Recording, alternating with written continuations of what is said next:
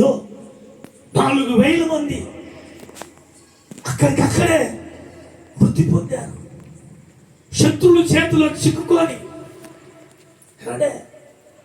ఏంది ఎలా, ఎందుకు ఇట్లా జరిగింది, ఏంటిది అని వాళ్ళు అనుకుంటూ ఉంటే అందులో ఒక ఆయన అన్నాడు, పెద్ద ఆయన, షిలోములో ఉన్న సైన్యములకు అధిపతియగు దేవుని నిబంధన మందసము మన మధ్యలో ఉంచుకుంటే మనకెంత బాగుంటుంది. దేవునికి స్తోత్రం కలుగుగాక. హల్లెలూయా. చదవండి సామువేలు 1 గ్రంథం 4వ అధ్యాయము 3వ వచనం. దేవునికి స్తోత్రం కలుగుగాక. కాబట్టి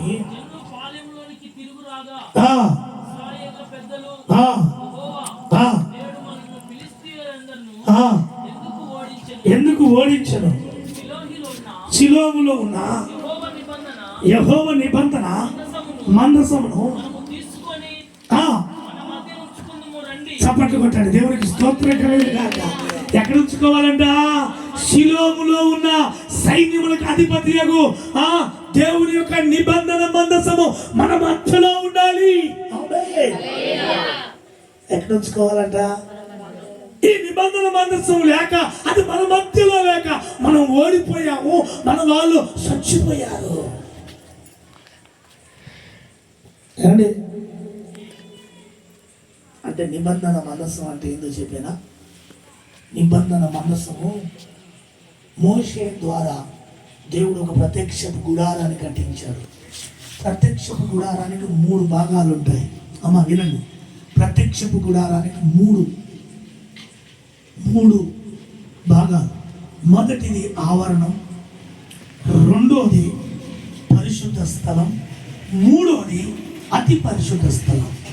ఇప్పుడు ఈ అతి పరిశుద్ధ స్థలంలో మందసం ఉంటుంది. దేవునికి స్తోత్రం.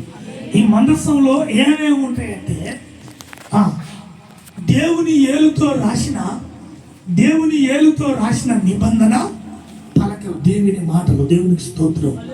రెండోది సిగిరించు ఆరోను కర్ర, మూడోది మన్నా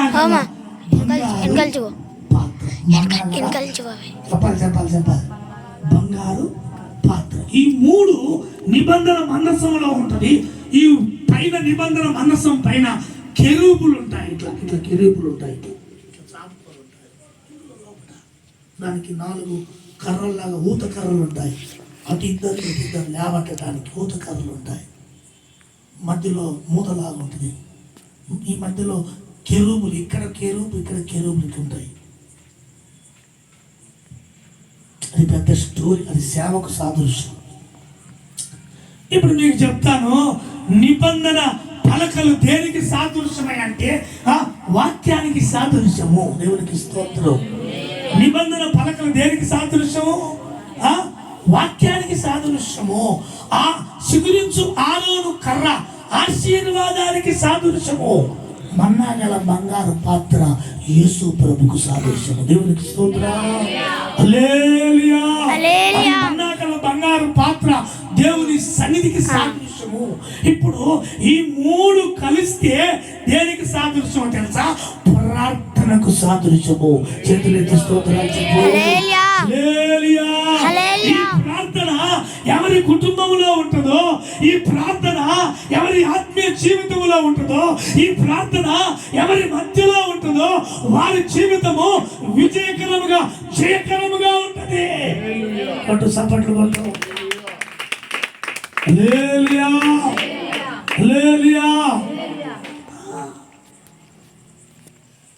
ఇప్పుడు వీళ్ళు ఆలోచన చేస్తున్నారు, ఇంచుమించు 4,000 మంది హతమైపోయిన తర్వాత, అయ్య బాబోయ్ మనకి ఎందుకు ఇలా జరిగింది, ఎందుకు ఇట్లా జరిగింది, మన వాళ్ళు ఎందుకు వారి చేత హతమైపోయారు 4,000 మంది, ఎందుకు ఈ ఓటమి అంటే షిలోములో ఉన్న సైన్యములకు అధిపతియగు యెహోవా నిబంధన మందసాన్ని తెచ్చుకొని మన మధ్యలో ఉంచుకుంటాము.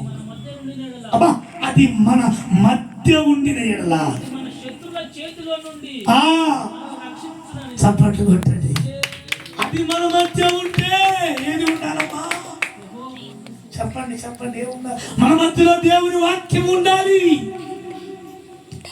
మన మధ్యలో దేవుని